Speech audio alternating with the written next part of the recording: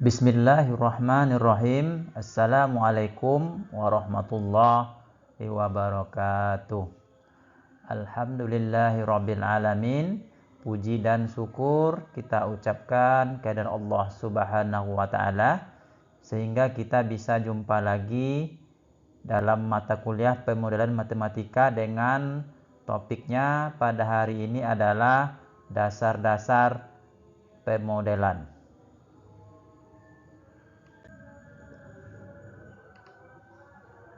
Baiklah, sebelum kita memulai kegiatan belajar mengajar, marilah kita membacakan doa Rabbi zidni ilma. Kita niatkan kegiatan kita hari ini sebagai ibadah untuk mendapatkan keridhaan Allah Subhanahu wa taala.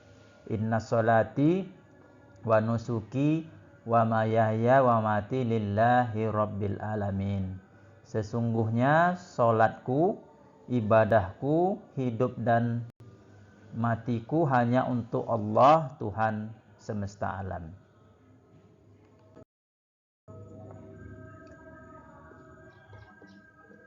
Ini adalah tujuan yang diharapkan. Jadi dengan menyimak video pembelajaran diharapkan dapat merumuskan definisi pemodelan matematika dan memahami dasar-dasar pemodelan matematika. Ada dua referensi yang digunakan, yaitu satu dari buku dan yang kedua dari artikel jurnal punya Bapak sendiri. Kita mulai dari definisi pemodelan matematika. Ya, jadi pemodelan matematika itu adalah suatu cara yang digunakan untuk memodelkan suatu permasalahan dalam kehidupan nyata. Dalam membentuk model matematika diperlukan suatu variabel yang mempengaruhinya. Ya, jadi pemodelan matematika adalah proses representasi dunia nyata menggunakan konsep matematika dengan bantuan sains komputer. Ini adalah cara untuk menggambarkan, menjelaskan dan memahami fenomena fisik atau situasi dengan bahasa matematika. Jadi pemodelan itu adalah irisan dari ketiga ada real problem, dunia nyata, ada ilmu matematika dan ada sains komputer.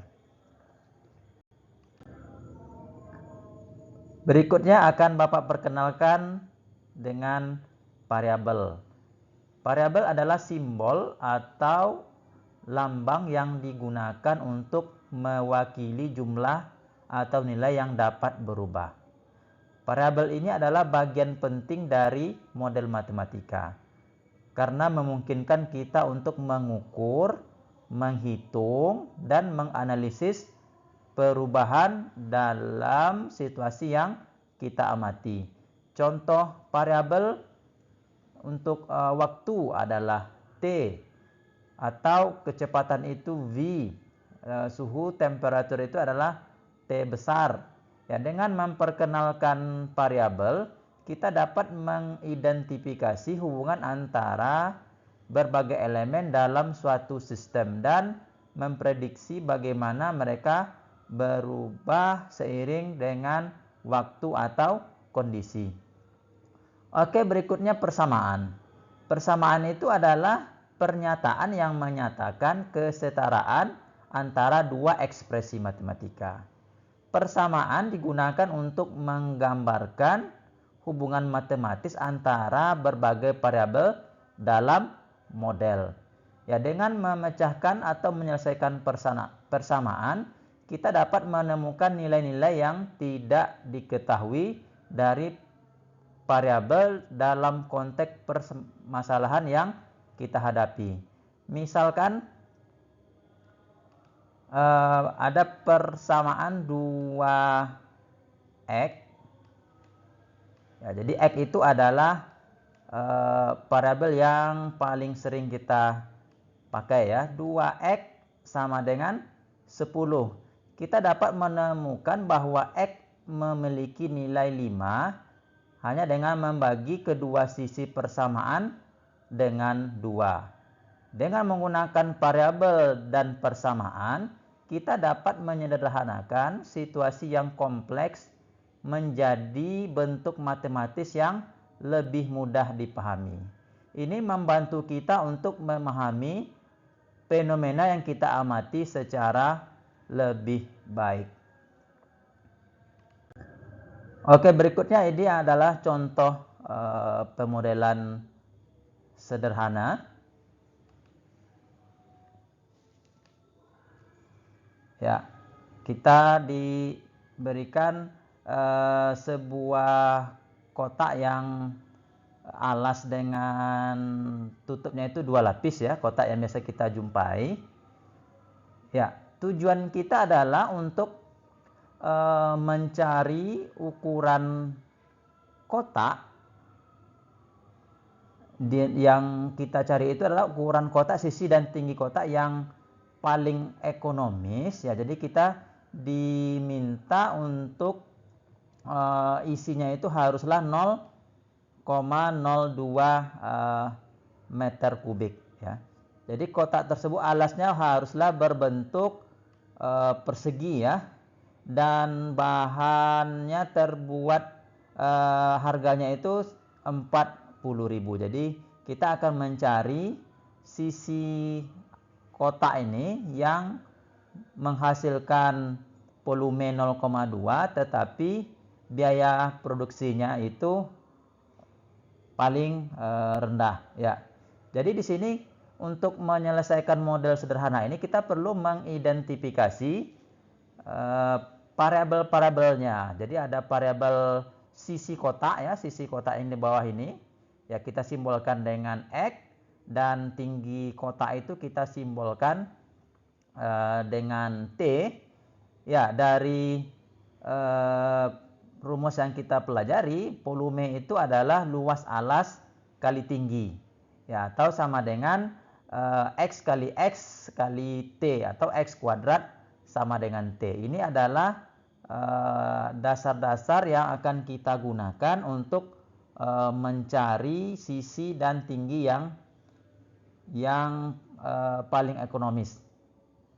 Oke, di sini kita lihat volumenya adalah 0,02 meter kubik ya.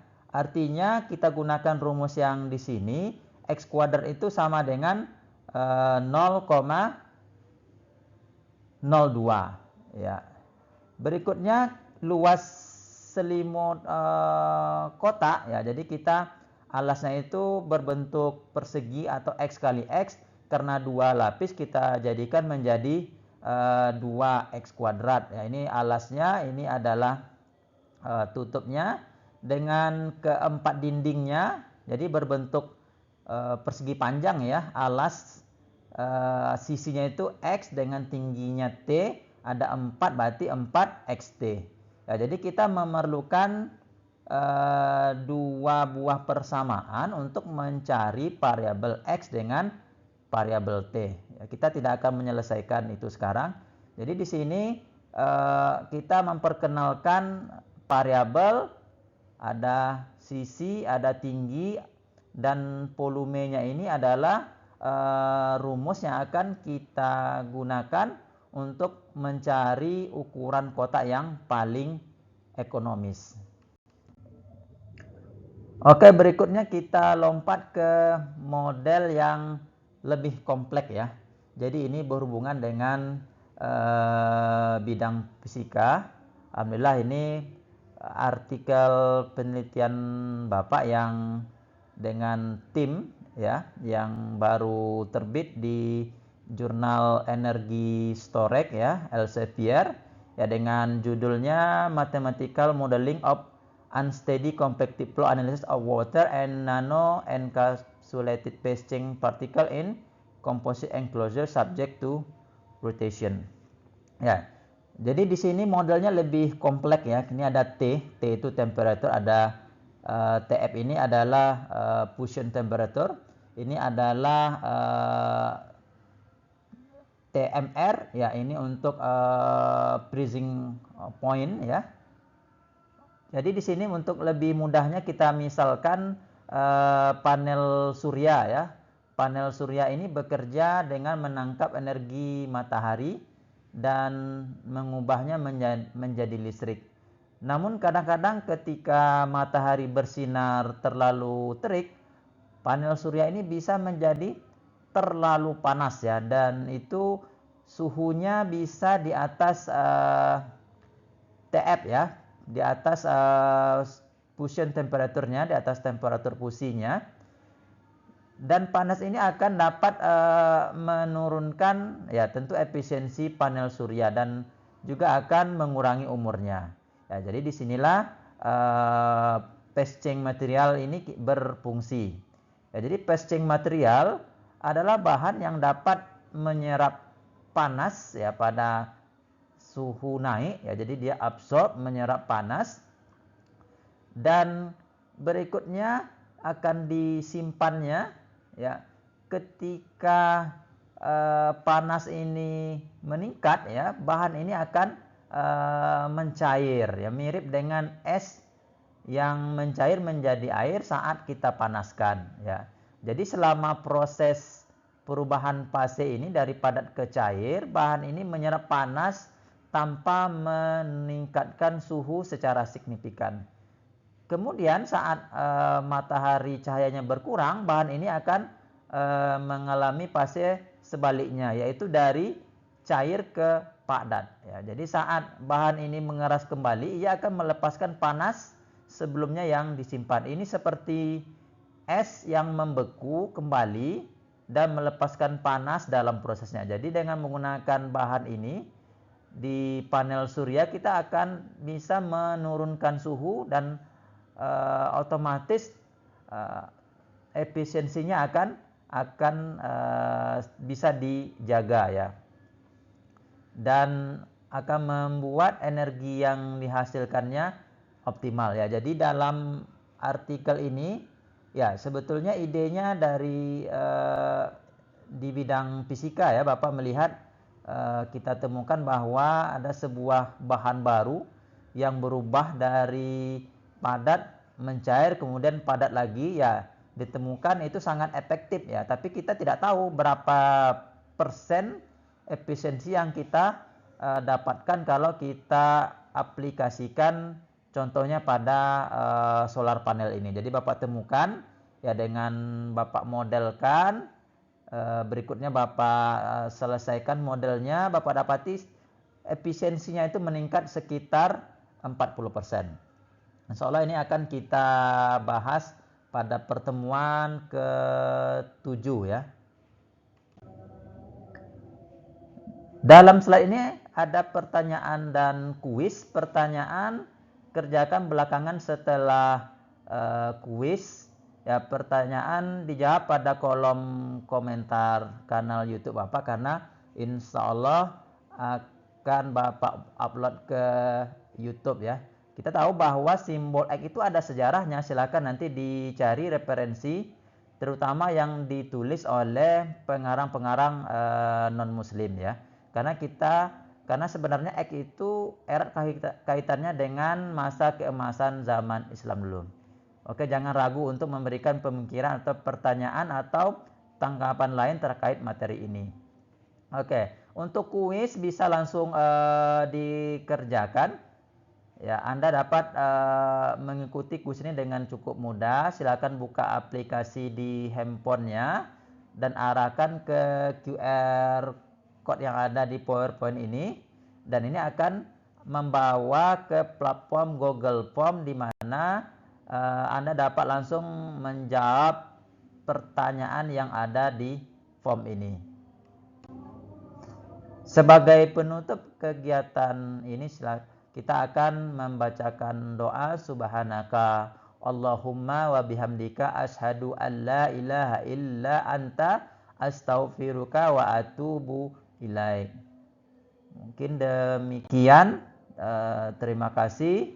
Silakan jangan lupa di-scan QR code Bapak tadi dan kerjakan seperti yang diperintahkan dalam rincian tugas. Terima kasih. Assalamualaikum warahmatullahi wabarakatuh.